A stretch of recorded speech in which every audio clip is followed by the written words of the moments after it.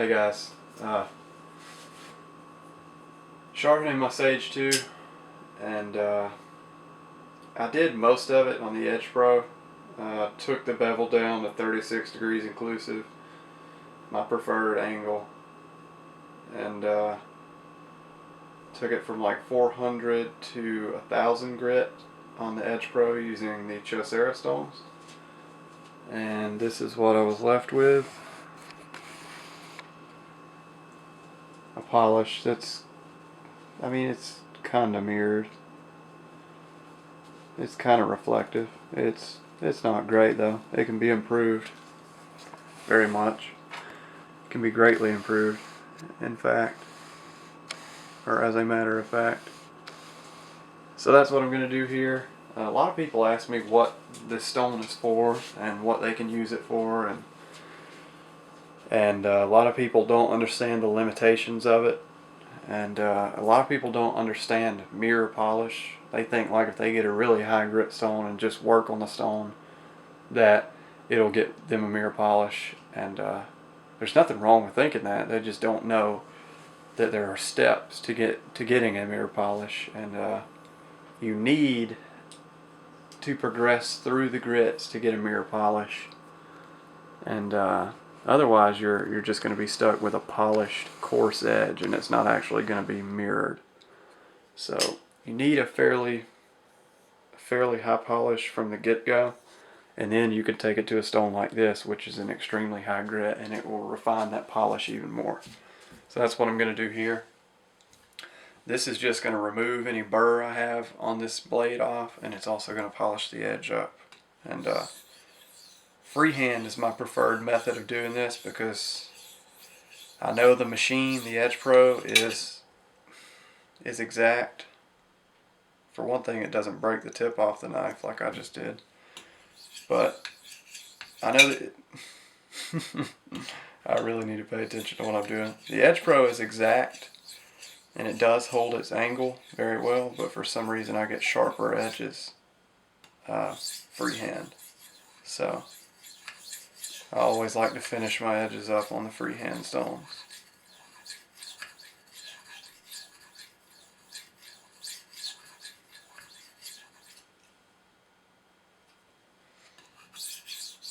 And the Spyderco UF does give a very, very, very high polish.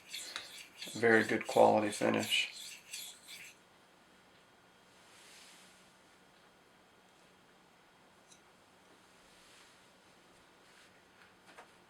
And it doesn't take very long.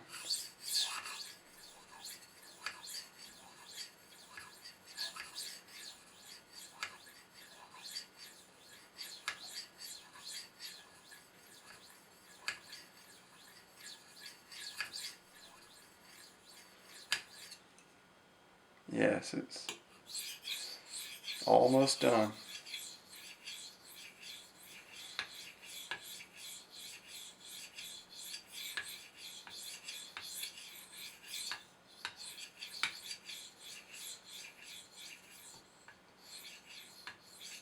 Stone is very slick. It feels like sharpening on ice. So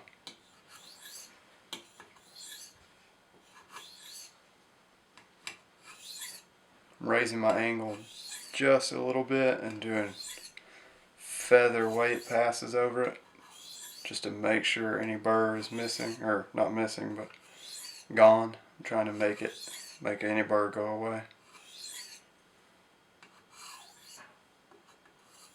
Just making featherweight passes at a higher angle than what I sharpened at, but not much higher. And this is what you're left with after you take it to that stone. It's as you can see, the actual polish is much, much better. It's actually a true mirror polish now, and it's much more reflective. As you can see, it's really, truly mirrored. And the Chaucer stones are great, and they do give a mirror polish, but the polish that comes from this UF stone is just much better. It's a much higher quality finish, and that's why I use it. So I guess since we have time, we will see if it's sharp.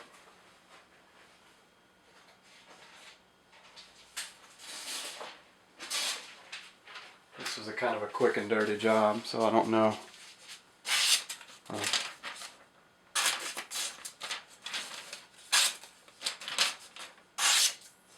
It's sharp.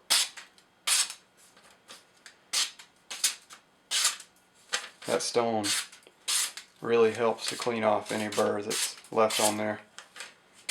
And it doesn't take much effort, and most of all, it doesn't take that much skill. The stone's very forgiving since it doesn't cut very fast. It just allows you to match the bevel fairly easily. Gives a lot of audible feedback and a lot of tactile feedback, so you can really hone in on what angle is correct and keep it there. So anyway, thanks for watching, guys. Remember not to rip the edge or the tip off the stone like I did, because you will break your tip off. And I actually blunted the tip of this knife doing that right here on video, so that will have to come out the next time I sharpen this knife.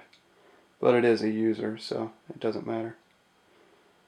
The tip will get broken off eventually anyway. So thanks for watching, guys, and I'll see you next time.